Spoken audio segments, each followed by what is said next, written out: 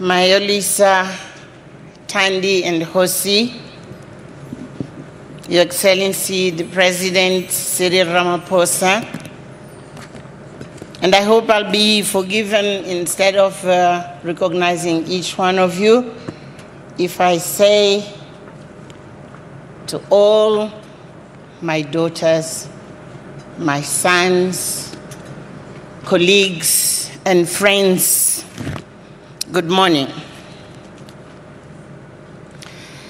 There is an Ivorian proverb that says that the death of an elderly man or woman is like a burning library. With Ambassador Modise's passing, we sit with the tragedy of a burning library.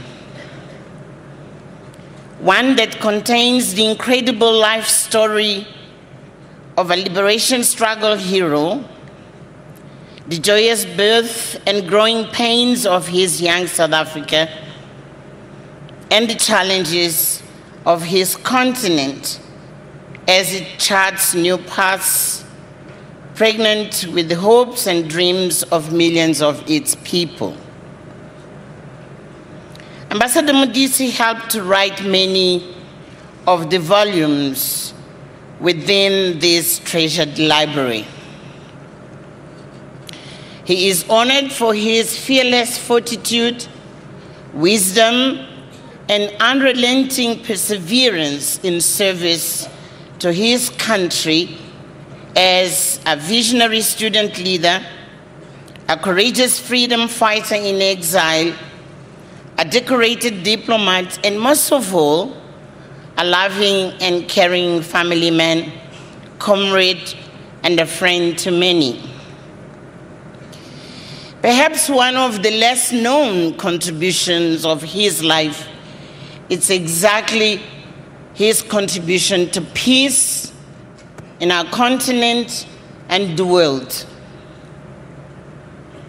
He will be remembered for his commitment to peace, as his natural disposition was that of a peacemaker. We were therefore very fortunate that in the later part of his life, he accepted our invitation to join the Accord Board of Trustees and to bring his vast experience of being an activist, teacher, and a diplomat to the work of Accord.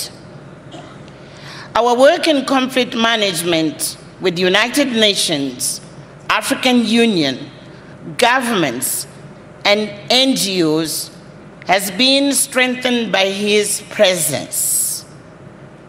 Whether we were preparing rebel groups for negotiations or training military leaders in peacemaking, or diplomats and civil society leaders in mediation, the gravitas of his presence and guidance was ever enlightening.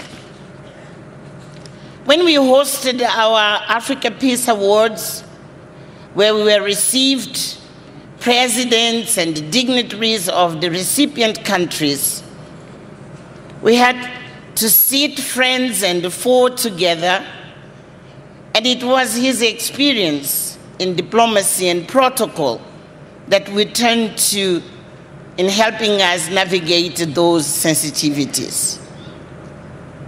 Today, the fact that Accord is recognized as a center of excellence in peace and security and respected all around the world is in no small measure because of this gentle giant of a peacemaker.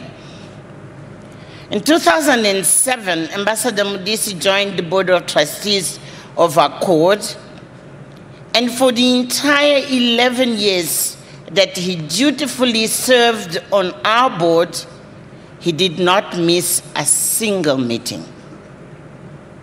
I remember during our very robust debates in board meetings, he would listen intently until I would request, Ambassador, may we have your wisdom, please?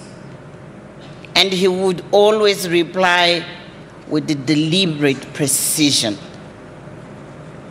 He would diplomatically phrase his contributions in such a way where his depth of understanding of complex issues, his wealth of experience, and his integrity and honesty would never fail to guide our discussions in the right direction. I can confidently say, if every statesman and woman possessed more of the qualities of Ambassador Modise, there would undoubtedly be fewer conflicts in the world, and particularly in Africa. He was proud of ACORD, its track record of service to our continent and the world, and he engaged passionately in our initiatives. He was enthusiastically a contributor to shaping our new initiative, the Global Peace, which will be unveiling exactly this month. Global Peace will build on our 25 years legacy of mitigating conflict. It will address the root causes of conflict, and more particularly, poverty and unemployment and inequality, cementing the link between peace and development, something Ambassador Modise argued consistently for. We are certain that he will not be there for the launch.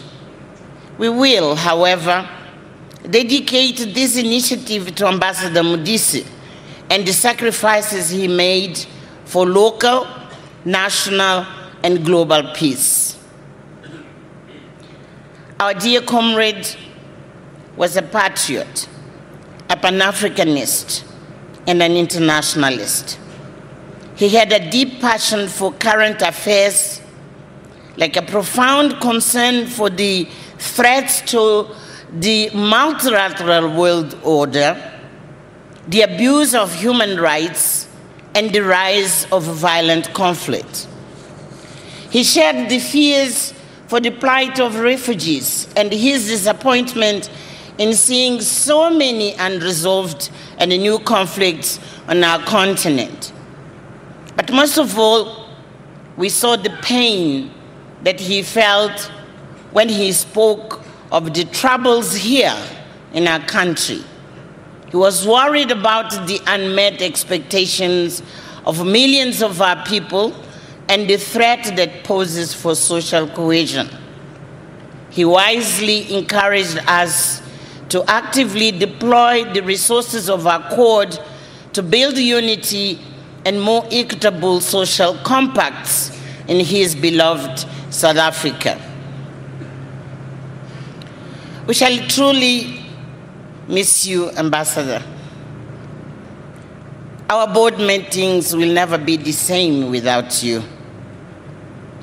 We shall miss your smile, your humor, your intellect, your unwavering commitment to peace.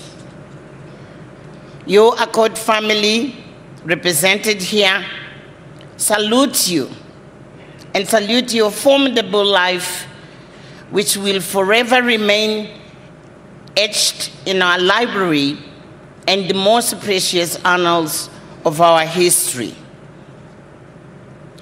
In the year of celebrating Madiba in Masisulu, we hand you to them to give you a very special and deserved welcome. And more particularly, our dear brother and leader, Oliver Tambo, will be there with a big smile to give you a welcome hug. Hamba kahle.